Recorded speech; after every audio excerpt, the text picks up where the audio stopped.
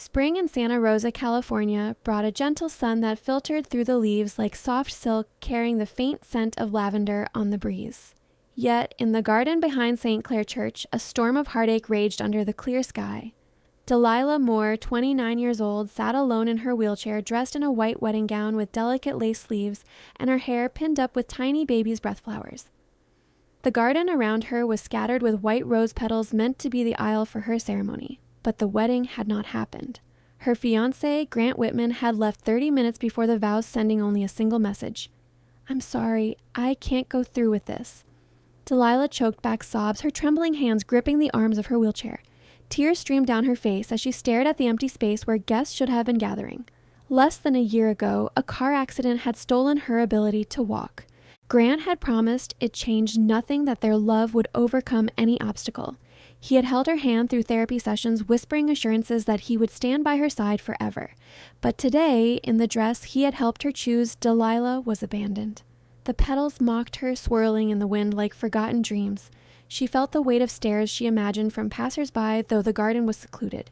Her chest tightened with each breath, the lace of her gown suddenly feeling like a cage. Footsteps approached from the far side of the garden. A tall man with sun-kissed skin emerged, wearing a rumpled shirt and faded jeans. Beside him walked a little girl about 6 years old, clutching a clumsily wrapped gift box. He stopped when he saw Delilah, his expression steady but not intrusive.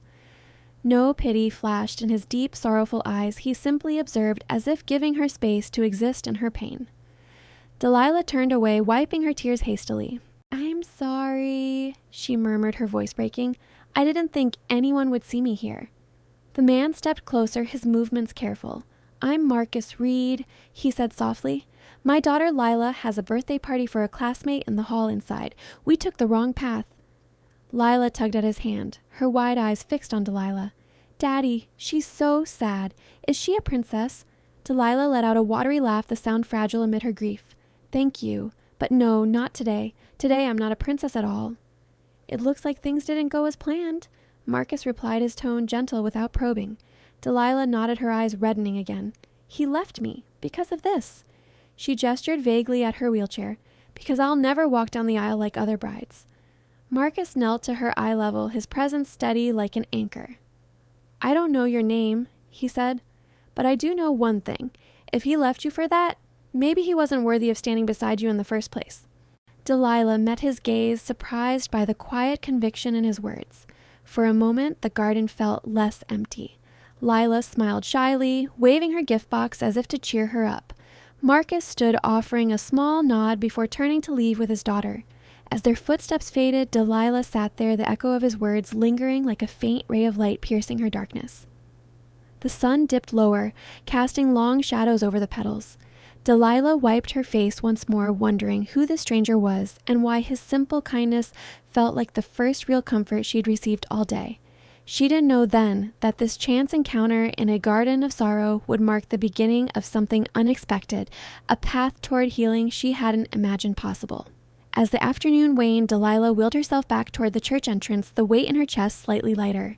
Marcus and Lila had vanished into the building, but the memory of their brief presence stayed with her, a small spark in the midst of her shattered dreams. For the first time since Grant's message, she allowed herself to breathe without the crush of utter isolation. 3 days had passed since the garden encounter, and Delilah found herself in the quiet of her apartment, staring at her phone amid a sea of unread messages. Sympathy poured in from friends and family texts filled with cliches like, "He's not worth it," and "You'll find someone better." They meant well, but each one felt like a reminder of her fragility, a spotlight on the wheelchair that now defined her in their eyes. Then a notification chimed from an unknown number. "Hope you're feeling a bit better. My daughter hasn't stopped talking about the sad princess. Marcus." Delilah paused, her thumb hovering over the screen. It was simple, unassuming, no pity, no empty promises. A small smile tugged at her lips, the first genuine one since the wedding day. She typed back, "Still not okay, but thank you, and thanks to Lila for making me laugh that day." That was the start. Their conversations began sporadically, like tentative steps on unfamiliar ground. Marcus shared glimpses of his life without fanfare. He worked as a handyman, now fixing leaky roofs and creaky doors in the neighborhoods around Santa Rosa. "Used to be an engineer," he wrote one evening. "But after my wife passed from heart complications, I couldn't juggle the long hours. Lila needed me more than any blueprint ever did. Delilah read his words in the dim light of her bedroom, the hum of her electric wheelchair charger the only sound. She pictured him, a single father navigating grief while building a simple life for his daughter. It resonated with her own losses. "I'm sorry about your wife," she replied. "I know a bit about starting over. The accident took my legs, but it didn't take my love for animals. I used to be a vet hands-on with surgeries and all. Now I teach online courses on pet care. It's not the same, but it keeps me connected." As days turned into weeks, their exchanges grew warmer, more frequent. Marcus sent photos of Lila's crayon drawing stick figures of sunny days and backyard adventures. One morning, a picture arrived, a colorful sketch of a woman in a flowing dress sitting among flowers with a crown on her head. The caption read, "Lila says this is you. Princess Delilah needs to be happy again." Delilah's eyes welled up as she traced the lines with her finger. In the weeks following Grant's abandonment, she had isolated herself, replaying his message in her mind, questioning her worth. Friends called, but their concern often veered into awkward silences when the topic of her disability arose. Marcus, though a stranger turned confidant, never dwelled on it. He asked about her day, her students, her favorite books. In return, she learned about his quiet routines. Weekend hikes with Lila, teaching her to fix a bicycle chain, or reading bedtime stories that always ended with laughter. One night after a particularly grueling physical therapy session, Delilah opened up more than she intended. "Some days, I feel like I'll never be whole again. Grant said he loved me, but he couldn't handle this new version of me." Marcus's response came swiftly. "Whole doesn't mean perfect. Lila thinks you're a princess because of who you are, not what you can do. And honestly, I agree with her." Delilah set her phone down, a warmth spreading through her chest. For the first time since the accident, she felt seen, not as a victim or a burden, but as someone resilient, someone worth knowing. The messages from Marcus weren't grand gestures. They were steady, like the California sun rising each morning. Through them, she began to peel away the layers of isolation, allowing a flicker of trust to take root. As spring deepened into summer, Delilah found herself anticipating his text, the simple connection bridging the gap left by her shattered dreams. Marcus had become more than a kind stranger. He was a listener, a reminder that life could rebuild itself in unexpected ways. And in those quiet exchanges, Delilah started to open her heart one message at a time. On a mild May afternoon, Marcus's message arrived like a gentle nudge. "Lila's school has an art show this weekend. She'd love it if the princess came to see her work. No pressure." Delilah stared at the screen, her fingers hesitating over the reply. The idea of venturing out, of facing the world beyond her apartment walls, stirred a mix of excitement and fear. She had spent weeks cocooned in routine online classes, therapy sessions, and the quiet company of her new foster dog, a scruffy terrier mix she named Scout. But Marcus's invitations felt different, unburdened by expectations. She typed back, "I'd like that. Tell me when and where." When the day came, Delilah dressed carefully, a loose blouse and soft jade that matched the spring leaves, her hair falling in waves over her shoulders. She wheeled herself into the elementary school gym, the scent of crayons and poster paint filling the air. Children's artwork lined the walls, vibrant splashes of color amid the chatter of parents and kids. Lila spotted her first, her small face lighting up as she darted across the room. "You came!" the girl exclaimed, throwing her arms around Delilah's neck in an unreserved hug. Delilah laughed, the sound lighter than she expected, and returned the embrace. Marcus approached with a warm smile, holding 2 paper cups of punch. "Glad you made it," he said, handing her one. "Lila's been practicing her tour guide skills all week." The little girl grabbed Delilah's hand and pulled her toward a display board. "This one's mine." Lila pointed to a drawing of 3 figures, a woman in a flowing dress seated in a chair with wheels, a tall man standing protectively beside her, and a child holding both their hands. They were surrounded by a garden of oversized flowers, smiles exaggerated in crayon strokes. Delilah's breath caught. "It's beautiful, Lila. Who's in the picture?" Lila beamed. "You, me, and Daddy. We're having a picnic." Delilah glanced at Marcus, who rubbed the back of his neck with a sheepish grin. "It's her dream," he explained quietly. "She talks about you a lot." The evening unfolded easily after that, admiring other kids' art-sharing stories of Lila's school adventures. As they left the gym, Marcus walked beside Delilah's wheelchair, matching her pace without a word. It was a small gesture, but it meant everything. From there, their meetings grew more frequent, weaving into the fabric of everyday life. A picnic in a nearby park became a lazy Sunday tradition, with Scout bounding after frisbees and Lila giggling as she braided wildflowers into Delilah's hair. Marcus packed sandwiches and fruit, always choosing spots with smooth paths and shaded benches at wheelchair height. One weekend, they rescued Scout from a local shelter together. Delilah had mentioned wanting a companion, and Marcus suggested the trip without hesitation. At the kennel, he knelt to introduce Lila to the dogs, his patience endless as they chose the timid terrier. Back at Delilah's apartment, they set up a bed and toys, Marcus adjusting shelves lower so she could reach them easily. He never mentioned her wheelchair outright, no questions about the accident, no offers of unsolicited help. Instead, he anticipated quietly opening doors before she arrived, clearing clutter from paths, ensuring tables were at the right level during their shared dinners. They cooked together in his modest kitchen, simple meals like pasta with fresh herbs from his garden. Marcus chopped vegetables while Delilah stirred sauces from her seat, their conversations flowing from lighthearted banter to deeper reflections. Delilah didn't admit the growing affection aloud, but she felt it in moments like these. Watching Marcus laugh with Lila, his eyes crinkling at the corners, stirred something warm in her chest. Or when he noticed her quiet tears one evening after a tough therapy day and simply handed her a tissue, sitting in companionable silence until she was ready to speak. In flashbacks, she recalled her self-doubt, the mirrors she avoided, the dates she canceled post-accident, convinced no one would see beyond her limitations. Grant's departure had confirmed those fears, but with Marcus, she felt ordinary, in the best way, valued for her wit, her kindness, her stories about quirky animal behaviors from her classes. One twilight evening, as they sat on his porch watching Lila chase fireflies, Delilah shared a piece of her past. "I used to dream of running marathons," she said softly. "Now I just want to feel enough." Marcus turned to her, his expression earnest. "You are," he replied, "more than enough." In that moment, Delilah realized her heart was opening petal by petal to the possibility of something new. The quiet bond they were building wasn't rushed or dramatic, it was steady like the roots of the lavender in the air, and for the first time she allowed herself to wonder what might come next. One Saturday morning, Delilah's phone buzzed with a new message from Marcus. "I'd like you to come back to St. Clair Church with me. No wedding dress, no rings, just me, and something I need to say." Her heart skipped a beat.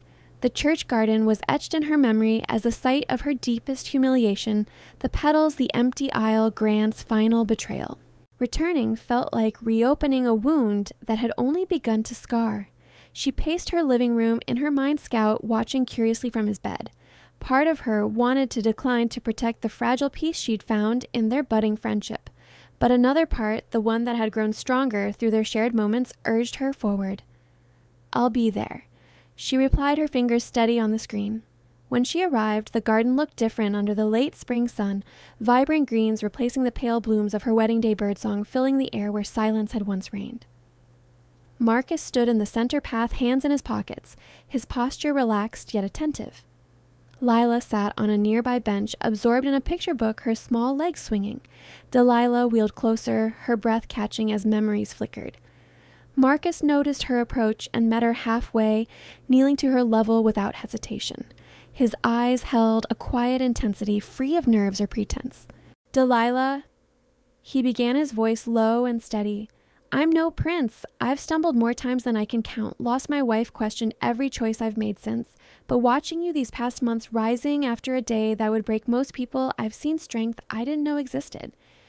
She looked away, the garden sense stirring old emotions. "Marcus, he continued gently, "you don't need anyone to lift you up. You've done that yourself.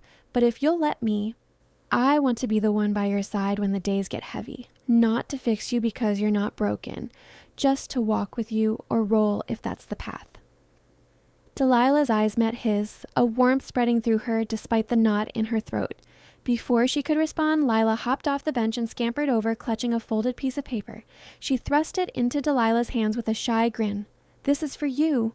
Delilah unfolded it carefully. In childish scrawl, surrounded by hearts and stars, were the words, "Will you be my mommy?" Tears welled up instantly, blurring the crayon lines. Not from the pain of what she'd lost, but from the overwhelming tenderness of what was being offered. She looked at Lila's hopeful face, then at Marcus, who watched with a soft vulnerability she'd never seen before. "Oh, Lila," Delilah whispered, pulling the girl into a hug. The child's small arms wrapped around her neck, and for a moment the world narrowed to that embrace, the scent of shampoo in Lila's hair, the steady beat of a heart full of innocent love. She turned to Marcus, her voice trembling but sure. "Yes," she said, nodding through her tears, "to both of you." Marcus's face broke into a relieved smile, his hand reaching out to brush a tear from her cheek. He didn't say more. He didn't need to. Lila squealed in delight, jumping up and down before squeezing between them for a group hug. As the sun filtered through the leaves, casting dappled light on the three of them, Delilah felt a profound shift. The garden, once a symbol of abandonment, now held the promise of belonging. She gazed at Marcus, her heart swelling with a love that had bloomed slowly, rooted in shared quiet moments rather than grand declarations. In his eyes, she saw not pity or obligation, but genuine admiration, a partnership built on mutual respect. Lila pulled back, beaming. "Now we're a real family." Delilah laughed softly, holding them both close. For the first time, she believed it.